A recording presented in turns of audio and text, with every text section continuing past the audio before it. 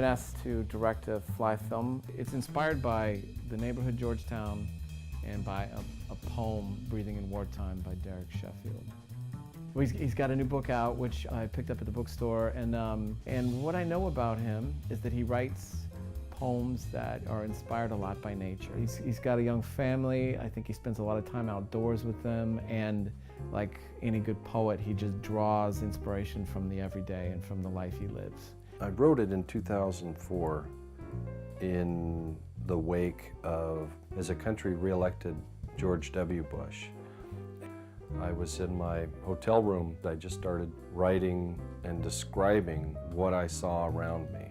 And in this particular hotel, there was a goldfish in a bowl. The fish is making these O's with thin gold lips.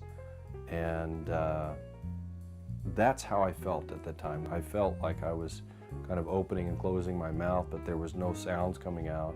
I hadn't had a voice in the election. Soon after that, Curtis Taylor contacted me.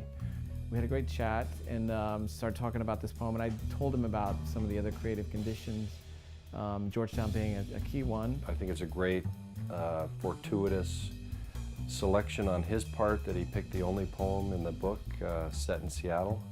The first thing I found out about him was this duality and poetic smoke and mirrors. Asked him about that, and this is the first poem he sent me. He was reading the poem exactly as I wanted it to be read. He picked up on how these images were working together. So poets, all they need is like to live, and I would love if the film operated at least in some small way like a poem does, you know.